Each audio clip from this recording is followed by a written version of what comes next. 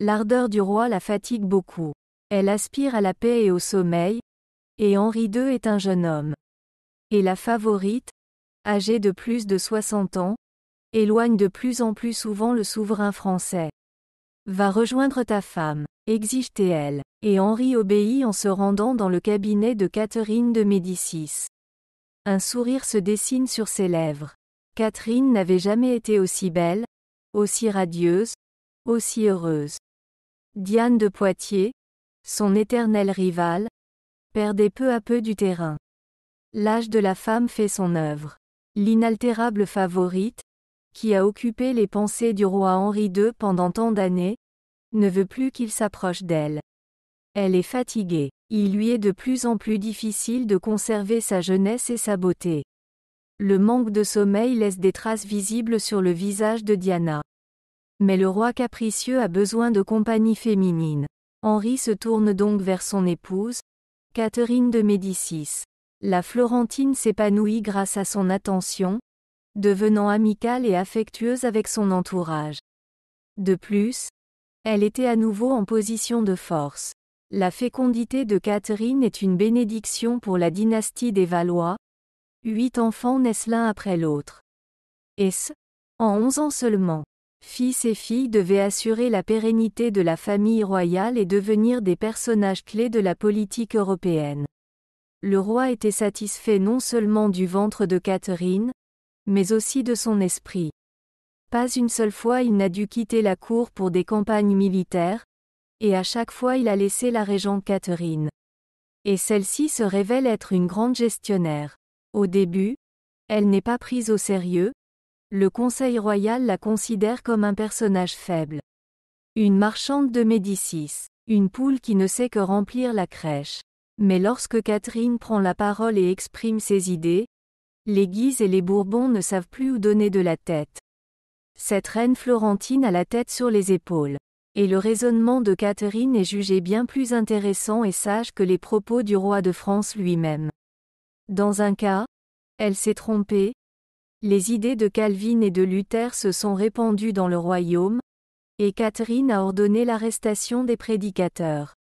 Ces nouveaux mouvements religieux sont considérés comme dangereux, capables d'ébranler le pouvoir du souverain. Jusqu'à présent, ils ne sont pas très forts, dit sceptiquement le cardinal de Lorraine, mais votre acte causera du mécontentement. Il avait raison. Les arrestations ont mis les gens en colère. Après chaque histoire retentissante de détention et de procès, les Français commencent à se convertir en masse.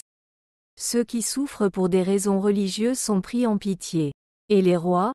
La colère. Catherine, sans le savoir, a converti des milliers de personnes au protestantisme. Hélas, elle manque d'expérience en matière de gestion. Et elle n'a pas encore appris à être assez souple. Fin 1555, Catherine annonce à la cour l'arrivée d'un nouveau membre dans la famille. Mais elle se sent si mal depuis le début que les médecins s'inquiètent pour sa santé. La reine aura des jumeaux, apprend-on tristement au roi. Au XVIe siècle, chaque enfant représentait un risque pour la mère. Et quand on en attend 2 à la fois, personne ne s'en préoccupe. Personne ne croyait que la situation de Catherine serait résolue de manière sûre. Le 24 juin 1556, tout commence. Tout d'abord, la petite Victoria est née, ce nom a été donné plus tard et, en France, il était très rare dans la famille royale. Dès que la petite fille pousse son premier cri, Catherine s'évanouit. Il faut beaucoup de temps pour la ramener à la raison. Il faut choisir qui sauver, l'enfant ou la mère, dit-on à Henri II. Le roi choisit sans réserve sa femme. La jumelle de Victoria, la princesse Jeanne, meurt dans le ventre de sa mère. 6 semaines plus tard, la première des 2 filles décède à son tour. La reine, en pleurs, commanda une image de ses enfants décédés, ils étaient 3 à l'époque. Au premier plan, un garçon joufflu coiffé d'une couronne, Louis d'Orléans. Derrière lui, 2 fillettes sont couchées dans un berceau.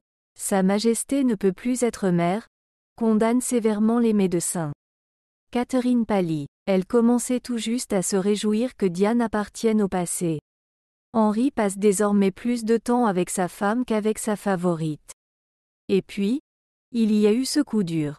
L'abandon de la maternité au XVIe siècle signifie que le couple n'aura plus que des relations amicales.